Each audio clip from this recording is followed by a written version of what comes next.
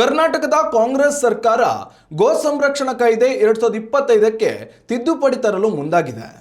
ಕಾಂಗ್ರೆಸ್ ಸರ್ಕಾರದ ವಿರುದ್ಧ ವಿಶ್ವ ಹಿಂದೂ ಪರಿಷತ್ ಆಕ್ರೋಶವನ್ನು ವ್ಯಕ್ತಪಡಿಸಿದ್ದು, ಸೋಮವಾರ ರಾಜ್ಯಾದ್ಯಂತ ಉಗ್ರ ಪ್ರತಿಭಟನೆ ನಡೆಸುವ ಎಚ್ಚರಿಕೆಯನ್ನು ನೀಡಿದೆ. ವಿಶ್ವ ಹಿಂದೂ ಪರಿಷತ್ ಗೋರಕ್ಷಾ ವಿಭಾಗ ಕರ್ನಾಟಕ ದಕ್ಷಿಣ ಮುಖ್ಯಸ್ಥರಾದ ಸುನಿಲ್ ಕೆಆರ್ ಮಾಧ್ಯಮಗಳಿಗೆ ಪ್ರತಿಕ್ರಿಯೆ ನೀಡಿದ್ದು, ಇದು ಗೋಕಳ್ಳರಿಗೆ ಸಹಕರಿಸುವ ನೀತಿ ಎಂದು ಆಕ್ರೋಶವನ್ನು ವ್ಯಕ್ತಪಡಿಸಿದ್ದಾರೆ. ಗೋ ಸಂರಕ್ಷಣಾ ಕಾಯ್ದೆ ಸಡಿಲಗೊಳಿಸಿ ತಿದ್ದುಪಡಿ ತರಲು ಕರ್ನಾಟಕ ಸರ್ಕಾರ ಮುಂದಾಗಿದೆ. ಕ್ಯಾಬಿನೆಟ್ ಸಭೆಯಲ್ಲಿ ಈ ವಿಚಾರ ಈಗಾಗಲೇ ಪಾಸ್ ಆಗಿದೆ. ಸರ್ಕಾರ ಈ ತಿದ್ದುಪಡಿಯನ್ನು ತಕ್ಷಣ ಹಿಂದಕ್ಕೆ ಪಡೆಯಿರಿ. ಕಾಯ್ದೆಯ ಸೆಕ್ಷನ್ 8ರ ಪ್ರಕಾರ ಕಠಿಣ ಕ್ರಮ ಕೈಗೊಳ್ಳಲು ಪೊಲೀಸರಿಗೆ ಅವಕಾಶವಿತ್ತು. ಅಕ್ರಮ ಗೋಸಾಗಾಟ ವಾಹನ ವಶಪಡಿಸಿಕೊಂಡಾಗ ಬ್ಯಾಂಕ್ ಗ್ಯಾರಂಟಿ ಕೊಡಬೇಕಾಗಿತ್ತು. ವಾಹನದ ಮೌಲ್ಯದಷ್ಟೇ ಬ್ಯಾಂಕ್ ಗ್ಯಾರಂಟಿ ಕೊಟ್ಟರೆ ತಾತ್ಕಾಲಿಕ ಬಿಡುಗಡೆಗೆ ಅವಕಾಶವಿತ್ತು. ಪ್ರಕರಣದ ಅಪರಾಧ ಸಾಬೀತಾದರೆ ವಾಹನ ವಾಪಸ್ ತಂದು ಸರ್ಕಾರ ಮುಟ್ಟುಗೋಲು ಹಾಕುತ್ತಿತ್ತು.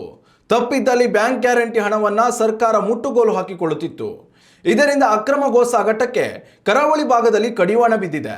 ಈ ಷರತ್ತಿನಿಂದ ಗೋವಂಶದ ರಕ್ಷಣೆಗೆ ಕಾರಣವಾಗಿದೆ. ಈ ಬ್ಯಾಂಕ್ ಗ್ಯಾರಂಟಿ ಸಿಸ್ಟಮ್ ವಾಪಸ್ಸು ಪಡೆಯಲು ಸರ್ಕಾರ ಮುಂದಾಗಿದೆ. ಬ್ಯಾಂಕ್ ಗ್ಯಾರಂಟಿ ಕೊಡಲು ಗೋಕಳ್ಳರಿಗೆ ಕಷ್ಟವಾಗುತ್ತದೆ ಎಂದು ಅಸಂಬದ್ಧ ನೆಪ ಒಡ್ಡಲಾಗಿದೆ. ಇದರಿಂದ ಪೊಲೀಸ್ ಇಲಾಖೆ ಬಲಹೀನಗೊಳ್ಳಲಿದೆ. ಗೋ ಸಾಗಾಟಗಾರರ ಮೇಲೆ ಸಿದ್ದರಾಮಯ್ಯಗೆ ಯಾಕಿಷ್ಟು ಪ್ರೀತಿ ಎಂದು ಪ್ರಶ್ನಿಸಿದ್ದಾರೆ. ಬಹುಸಂಖ್ಯಾತರ ಭಾವನೆಗಳಿಗೆ ಬೆಲೆ ಕೊಡುವ ದೃಷ್ಟಿಯಿಂದ ಹಿಂದಿನ ಸರ್ಕಾರ ಗೋಹತ್ಯೆ ನಿಷೇಧ ಕಾನೂನನ್ನು ಕರ್ನಾಟಕದಲ್ಲಿ ಜಾರಿಗೆ ತಂದಿತ್ತು. ಆ ಕಾನೂನಿನಿಂದಾಗಿ ಇಡೀ ರಾಜ್ಯದಲ್ಲಿ ಗೋಹತ್ಯೆ ಮಾಡುವವರನ್ನು ಅಥವಾ ಕಳ್ಳ ಸಾಗಣೆ ಮಾಡುವವರನ್ನು ನಿರಂತರವಾಗಿ ಬಂಧಿಸುವಂಥ ಕೆಲಸ, ಆಸ್ತಿಗಳನ್ನು ಮುಟ್ಟುಗೋಲು ಹಾಕುವಂಥ ಕೆಲಸ ಅಥವಾ ವಾಹನಗಳನ್ನು ಮುಟ್ಟುಗೋಲು ಹಾಕುವಂಥ ಕೆಲಸ, ಈ ರೀತಿಯಾಗಿ ಎಲ್ಲ ಕಡೆಗಳು ನಡೀತಿತ್ತು. ಒಂದು ಹಂತಕ್ಕೆ ಗೋಕಳ್ಳತನವನ್ನು ಒಂದು ಹತೋಟಿಯಲ್ಲಿ ತರುವಂಥ ಪ್ರಯತ್ನಗಳು ನಡೀತಿತ್ತು. ಪೊಲೀಸ್ ಇಲಾಖೆ ಮಂಗಳೂರು ಇರ್ಬೋದು, ಉಡುಪಿ ಇರ್ಬೋದು, ರಾಜ್ಯದ ಇತರ ಭಾಗಗಳಲ್ಲಿ ಇರ್ಬೋದು, ಎಲ್ಲ ಕಡೆಗಳಲ್ಲಿ ಕೂಡ ಈ ರೀತಿಯಾಗಿ ಆಸ್ತಿಗಳನ್ನು ಮುಟ್ಟುಗೋಲು ಹಾಕುವಂಥದ್ದು, ವಾಹನಗಳನ್ನು ಜಪ್ತಿ ಮಾಡುವಂಥ ಈ ರೀತಿ ನಡೀತಿತ್ತು. ಆದರೆ ಇವತ್ತು ಗೋಕಳ್ಳರಿಗೆ ಸಹಕಾರವನ್ನು ನೀಡುವಂಥದ್ದು, ಗೋಕಳ್ಳರಿಗೆ ಪ್ರೇರಣೆ ನೀಡುವಂಥ ಕೆಲಸವನ್ನು ಇವತ್ತು ಸಿದ್ದರಾಮಯ್ಯ ನೇತೃತ್ವದ ಸರ್ಕಾರವನ್ನು ಮಾಡ್ತಾ ಇದೆ ಅಂತ ನಮಗೆ ಅನಿಸ್ತಾ ಇದೆ. ಯಾಕೆಂತ ಕೇಳಿದರೆ, ಇವತ್ತು ಗೋಕಳ್ಳತನ ಮಾಡಿದ ನಂತರ ವಾಹನಗಳನ್ನು ಮುಟ್ಟುಗೋಲು ಹಾಕಿದ ನಂತರ ಅದನ್ನು ಬಿಡುಗಡೆ ಮಾಡಬೇಕಾದ್ರೆ AC ಕೋರ್ಟಿಗೆ ಹಾಜರುಪಡಿಸಿದ ನಂತರ ಅದಕ್ಕೆ ಬೇಕಾದಂಥ ಒಂದು 10 ಲಕ್ಷದ ವಾಹನ ಆದರೆ ಅದು 10 ಲಕ್ಷದ ಬಾಂಡನ್ನು ಇಟ್ಟು ಅದನ್ನು ಬಿಡುಗಡೆ ಮಾಡುವಂಥದ್ದು ಆಗಬೇಕು.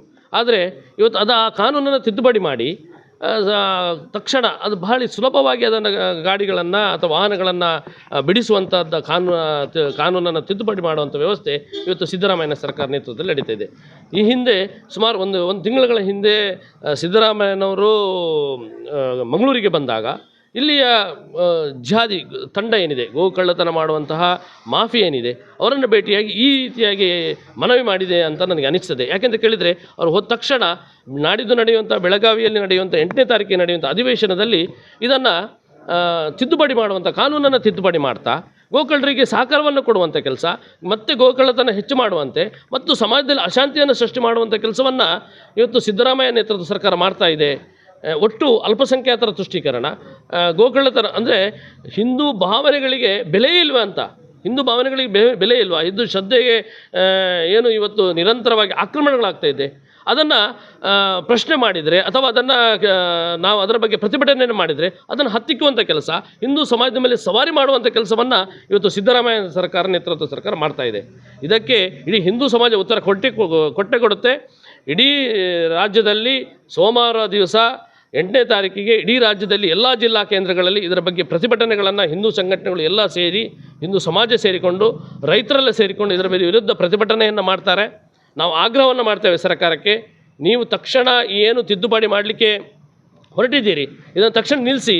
ಮತ್ತೆ ಗೋಕಳ್ಳತನ ಮಾಡುವಂಥದ್ದು, ನಿರಂತರವಾಗಿ ಕಸಾಯಿಖಾನೆಗಳನ್ನು ಮಾಡುವಂಥದ್ದು, ಮನೆಗಳಲ್ಲಿ ಗೋವನ್ನು ಕಡಿಯುವಂಥ ಕೆಲಸವನ್ನು ಇವತ್ತು ಏನು ಮಾಡ್ತಾ ಇದ್ದಾರೆ, ಅವರನ್ನೆಲ್ಲ ಏನು ಇವತ್ತು ಪೊಲೀಸ್ ಇಲಾಖೆ, ನಾನು ಆ ಪೊಲೀಸ್ ಇಲಾಖೆಯನ್ನು ಅಭಿನಂದಿಸ್ತೇನೆ. ತುಂಬ ಚೆನ್ನಾಗಿ ಕೆಲಸ ಮಾಡ್ತಾ ಇದ್ದಾರೆ.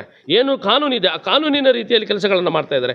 ಆದರೆ ಈ ಸರ್ಕಾರ ಈ ರೀತಿಯ ಗೋಕಳ್ಳರನ್ನು, ಜಿಹಾದಿಗಳನ್ನು, ಗೋಮಾಫಿಯಾವನ್ನು ಬೆಳೆಸುವಂಥ ಕೆಲಸವನ್ನು ಮಾಡ್ತಾ ಇದೆ ಅಂತ ಹೇಳಲಿಕ್ಕೆ ಇಚ್ಛಪಡ್ತೇನೆ. ದ್ವೇಷ ಭಾಷಣ ಅಲ್ಲ.